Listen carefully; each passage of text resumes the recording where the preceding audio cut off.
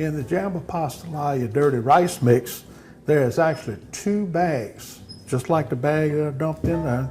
There's 2 bags in that box. 2 family-sized meals. That's it. Got this fancy little crock pot. That's one of the things you can plug in and go to work with. But unfortunately, you dump that one little bag of the Jamba-PastaLaya mix in there. And this one we're going to do on high because you want to try to expedite it, get it done so as fast as your crock pot can heat up.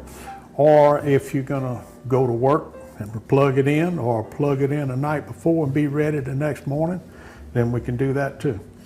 So I'm going to put the seasoning in there, the Jamba-PastaLaya mix. I'm going to put a little chicken in there, some boneless, skinless chicken thighs.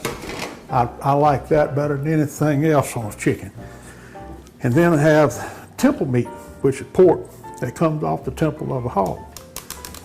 Then we're going to have 7½ cups of water. This stuff is easy. I mean, anybody can do this at home.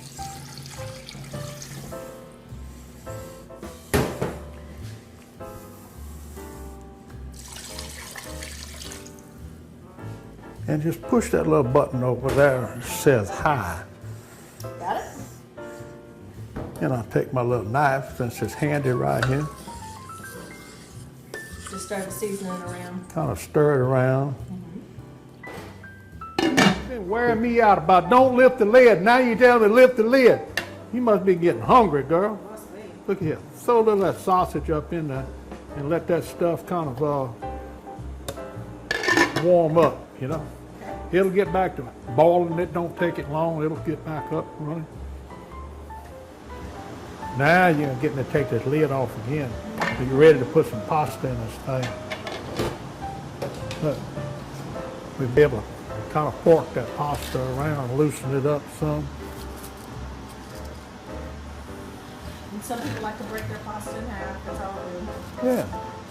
You can break it in half. As long as it's down to that juice. As long as it's down inside there, we're in good shape. That's why they make that thing oval. So you put long pasta in there. Some skitties. This part of the cooking process doesn't take very long. Just make sure your crock pot is on high and you keep stirring those noodles around so they don't clump up on you, and you'll have a great pastalaya.